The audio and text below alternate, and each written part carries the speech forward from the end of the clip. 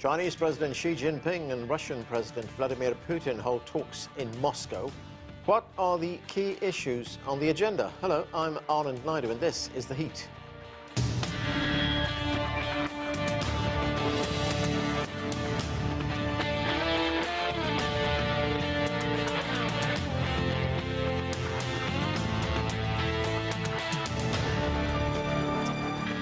On Thursday, Chinese President Xi Jinping and Russian President Vladimir Putin held talks and met with the media. President Xi is on a 4-day state visit to Moscow and will attend the celebrations to commemorate the 80th anniversary of the victory in the Soviet Union's Great Patriotic War. We begin with this report. Chinese President Xi Jinping said that in face of unprecedented global changes, China and Russia have continuously deepened political mutual trust and strategic coordination, maintained close coordination and cooperation in international affairs, and injected valuable stability and positive energy into the changing and turbulent world. Xi said China will work with Russia to shoulder the special responsibility as major countries of the world and permanent members of the UN Security Council. He added that at present, in the face of the countercurrent of unilateralism and the act of power politics and bullying in the world, the two sides should take a clear stand to jointly promote the correct historical perspective on World War II, safeguard the authority and status of the United Nations, resolutely defend the rights and interests of China, Russia, and the vast number of developing countries, and promote an equal and orderly multipolar world and a universally beneficial and inclusive economic globalization. Both presidents reviewed progress in various fields. Xi called for expanding high-quality collaboration in trade, energy, agriculture, aerospace, and AI, and for greater synergy between the Belt and Road Initiative and the Eurasian Economic Union. He emphasized deepening exchanges in education, film, tourism, and sports, while strengthening coordination on global platforms like the UN, SCO, and BRICS. Xi reaffirmed China's commitment to modernization and development, regardless of external challenges. Xi says China is ready to work with Russia to safeguard multilateral trade and stable supply chains. President Putin welcomed Xi's visit and his participation in the commemorations marking the 80th anniversary of the victory in the Soviet Union's Great Patriotic War. Putin says Russia sees China as a strategic partner and supports the One China principle. Putin emphasized their bilateral relationship is built on equality and mutual respect and not aimed at any third party. Putin expressed Russia's readiness to strengthen cooperation in investment, energy, science, and regional development, while enhancing cultural and youth exchanges. Putin also voiced opposition to unilateral sanctions and bloc confrontation, and called for joint efforts to uphold international law and promote a multipolar world.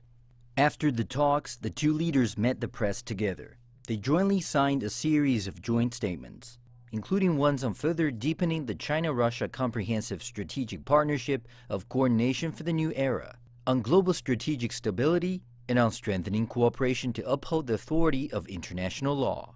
They also witnessed the exchange of over 20 cooperation documents covering global strategic stability, biosecurity, digital economy, investment protection, customs quarantine, and film collaboration.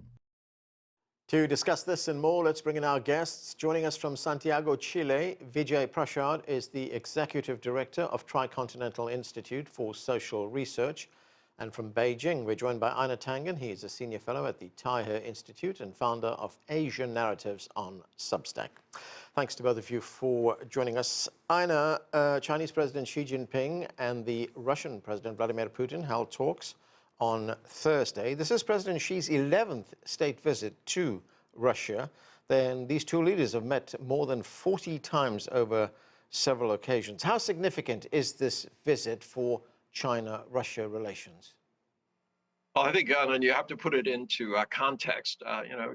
Trump has attempted to impose a new world order, but it's faltering. Xi Jinping's visit to Moscow is in remembrance of Russian and Chinese sacrifices during World War II, but it also underlines the resistance to Washington's kind of unipolar vision. And the U.S. has its perspective. It's concerned about a united front against Washington's attempt to impose this new global order. and it interprets Xi's diplomatic activities through its lens of strategic competition, viewing them as attempts to counter Washington's imposition of a new political and economic order. They see this as similar to Xi's visits to Southeast Asia and other regions, which Washington perceives as moves to maintain the existing economic and political order it wants to change. Right, Anna, in this particular instance, these two countries, Russia and China, they do have a formal partnership. It's known as the China-Russia Comprehensive Strategic Partnership of Coordination for the New Era. How does this visit, the meeting between these two leaders, reinforce that partnership? Well, this is a continuation. A lot of people say that this is somehow a new beginning. But Russia and China have been cooperating for a long time, and there were rough spots in between. The fact is, when it came to resisting autocratic, arbitrary rulers who wished to impose their vision on the world, they fought together. And that is the message that is clearly here. You have Washington, ironically, is the narrative coming from DC is that China supports revisionist powers. Well, the revisionist power there is the United States just trying to impose this idea that a tributary system where it uses its might to make other countries bow down to it. This agreement between these two powers stands for the existing world order, maintaining it and making sure that there is no return to this kind of colonial world that has existed for the last 600 years. Vijay, Prashad, great to see you. This visit by President Xi, it comes at a time when the world is facing turmoil on many, many fronts. I'm now looking at the list here. There's Russia, Ukraine, Gaza, India, Pakistan, the Trump tariffs, immigration, the list goes on. At a time when the West is trying to isolate Russia, what does President Xi's visit to Moscow signal, especially to the global South? It's great to be with you. The first thing I would say is it's important for people to go and look at Xi Jinping's article, which was published in a Russian newspaper and has been widely circulated, because it gives you a sense of what or how they are thinking about this visit to Moscow, its importance as part of the celebration of the 80-year defeat of fascism, the sacrifices of the Soviet people and the Chinese people in the long fight against imperialism at the time. This is a signal about both Russia and China recovering that important history, which I know parts of the world want to either forget or minimize, recovering that history in order to say, let's not return to a time of arbitrary and autocratic rule where Western countries squabble amongst each other, drag the world into war, drag the world into various forms of conflict. Let's not go down that road. And I think this is the main message that people in the global South are getting. It's very important to say that at this celebration in Moscow will be the leader of Burkina Faso, Ibrahim Traoré, greatly loved across the continent of Africa, a symbol of a new beginning for many countries. So I think Xi Jinping's article, but also the meetings in Moscow around the 80th anniversary send a very strong message against the attempt to impose hegemony on the world. Vijay, how do you think this visit, this show of solidarity, will be viewed by those countries who are trying desperately to isolate Russia? Well, it's very interesting because you say isolate Russia. In a sense, if we listen carefully to one of the most interesting people in the Donald Trump administration, in other words, the Defense Department's Elbridge Colby, he has written and spoken openly about the need for the United States to court Russia. That's why Trump went and said, look, we're going to have to settle the war in Ukraine, to court Russia in order to isolate China. It's called the reverse Kissinger strategy. In other words, befriend Russia for the West again and use Russia to put more pressure on China to seize its own development. This visit by Xi Jinping to Moscow is a nail in the coffin of the reverse Kissinger strategy. And it shows, in fact, that the no limits partnership between Russia and China is going to hold. It shows that within Russia, those sectors that are eager to bury the hatchet with the West have not been able to prevail. And in fact, the Russians are going to keep in mind, at least Mr. Putin and those around him, they're going to have to keep in mind the way they've been treated since at least 2014. I don't think they're going to forget that. So this visit in particular, in full sight of all the global South countries that have come there to celebrate the defeat of fascism, it's going to demonstrate that the linkage between Russia and China is not going to be so easily broken.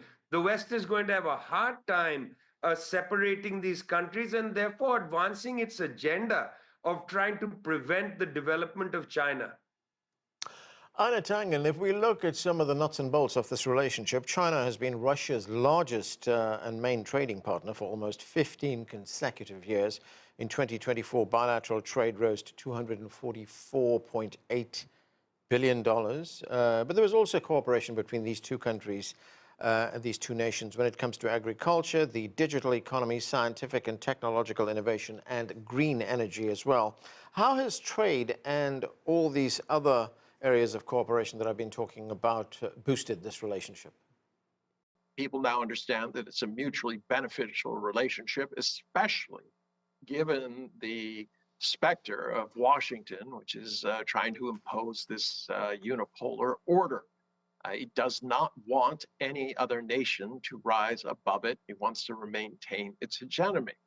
This is what Russia has been fighting against. This is what the war in Ukraine is about. They want to have security, and that security cannot be based on NATO encroaching further and further around the borders of Russia. So it is regretful and tragic that there have been lives lost in Ukraine. But the fact is, this war was perpetrated in both the United States and in Europe by the expansion of NATO.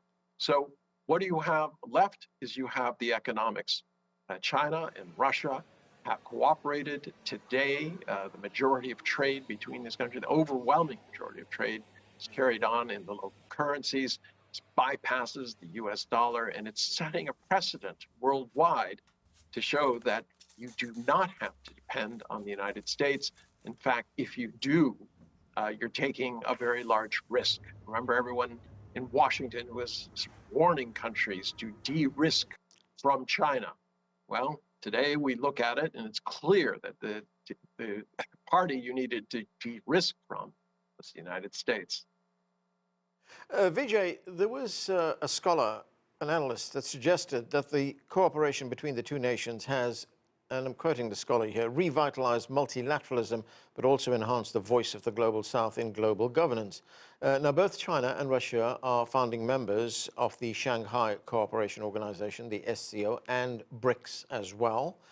Would you say that both these nations and the platforms that they are giving to the Global South offers the Global South an opportunity to engage on an international level, something that they've not had for a long time? Well, to be very frank with you, I wish it were more. I mean, I wish, for instance, right now with the immense escalation between India and Pakistan, that somehow on the sidelines, both Russia and China will caution India and Pakistan from escalating further. This would damage the BRICS process. It would damage so much that is being built in the realm of multilateralism. We need these voices to be much more resonant. I would like to see Russia and China set a table which allows people of the Global South to be much more forceful about the genocide in Palestine. Sometimes I feel that while there have been great developments, there's also tremendous caution. They are afraid perhaps of too provoking the United States, which is a really unpredictable country. On the other hand, Russia and China are very important platform builders for multilateralism. And I just sometimes wish, and I'm saying this very bluntly, I wish that they would be a little more, maybe forthcoming with the power that they have to give some of these world conflicts a greater visibility, resonance, and allow people to take strong positions to try to stop conflict and to put peace and development at the forefront of humanity right now. Einar Tangen, President Xi is also in Russia for the celebrations commemorating the 80th anniversary of the victory in the Soviet Union's Great Patriotic War, as it's known. What do these commemorations mean for China? Well, it's shared tragedy. I mean, tens of millions of people in both Russia and in China suffered because of World War II, and prior to that, the Japanese occupation.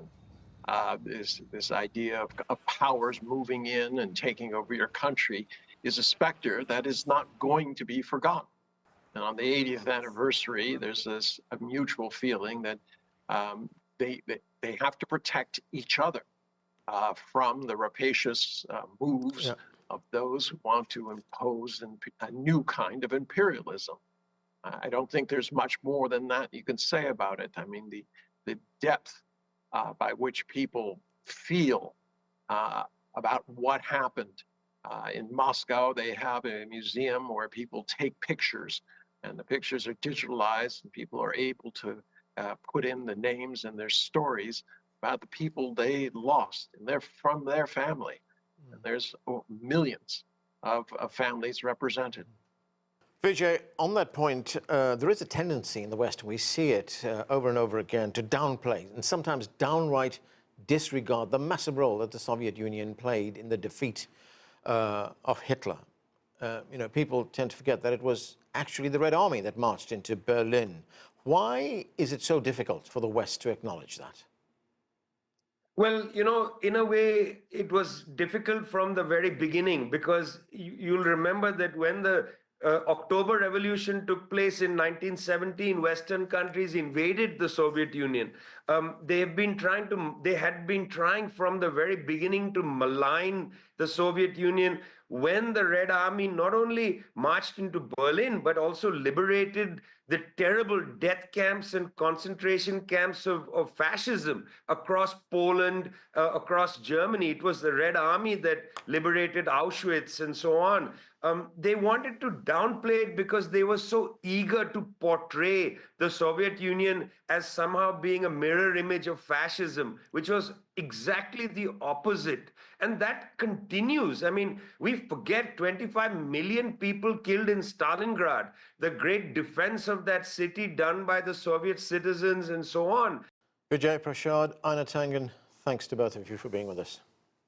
We continue our conversation now about China-Russia ties. Joining us here in Washington, D.C., Anton Fedyashin is a professor of history at American University. And from Moscow, we're joined by Dmitry Babich. He is a journalist and Russian political analyst. Thanks to both of you for being with us. Dmitry, let's start this part of the program by going back to those talks that took place between President Xi Jinping of China and Russian President Vladimir Putin. What are the issues that are dominating the talks? Well, the main issue is cooperation in the broadest sense of the word. I'm sure that not everything is made public because there are so many sensitive areas. We can easily guess that, of course, Ukraine was prominent. Russia appreciates the positive role that China has been playing and is playing in trying to resolve this conflict. But obviously, there are so many issues. The response to the trade war from the United States, the problem of financial sanctions that would make Sino-Russian trade invulnerable to dollar influence.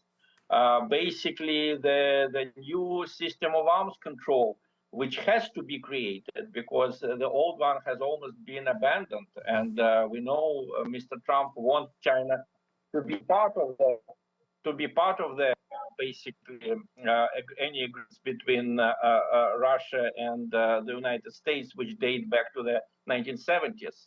INF Treaty and START 3 Treaty. Russia has been opposing that, but this is still possible that this problem will appear. So in many ways, there are lots of issues to be discussed, and I'm sure they were all touched upon during this meeting. And Dmitry, how would you describe or characterize the personal relationship between these two men, these two leaders? They have met more than 40 times, as I mentioned, over several occasions in the past. You're exactly right. I think that the personal relations is very good primarily because of the pressure which the West has been applying to both Russia and China. In many ways, the United States and especially the European Union, by their hostile policies, they have pushed Russia and China towards each other. Let me remind you that just 5 years ago, 6 years ago, most of the analysts agreed that any union, any alliance between Russia and China would be impossible because these are such big countries and obviously not all of their interests coincide. But we have seen from the recent experience that when there is a common enemy, when there is a pressure from the United States and from the so-called collective West, Russia and China can be allies de facto, even without signing any special agreements. Anton, great to see you as well. Anton, in 2024, China and Russia celebrated the 75th anniversary of the establishment of diplomatic relations. It has been almost 25 years since the signing of the Treaty of Good Neighborliness and Friendly Cooperation between China and Russia. If we look at this relationship, is this visit especially significant now, coming at a time when we see the West slapping sanctions repeatedly on Russia, cutting it off from the international financial system, to see President Xi in Moscow right now? It is, and people in the United States, especially in the administration, of Donald Trump here in Washington, D.C., are certainly not happy, but unfortunately, this is the way the real world works.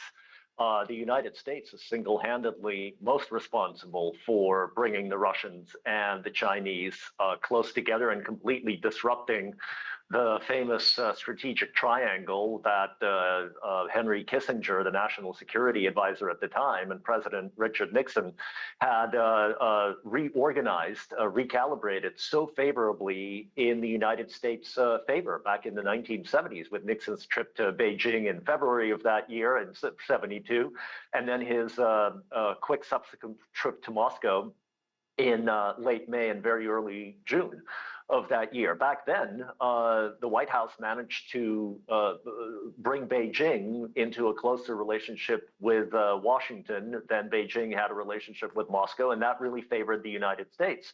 And over the past 30 years, roughly, give or take, certainly since the Ukraine crisis started, and then the tariff policy that Donald Trump started implementing during his first administration is now really ramped up during his second, that's really catalyzed the Sino-Russian relationship. And the Americans are in a position where the more they press, the closer Beijing and Moscow become. This has led to a very constructive, I would say even warm, personal relationship between the Russian and the Chinese leaders, and they are making the best of a situation.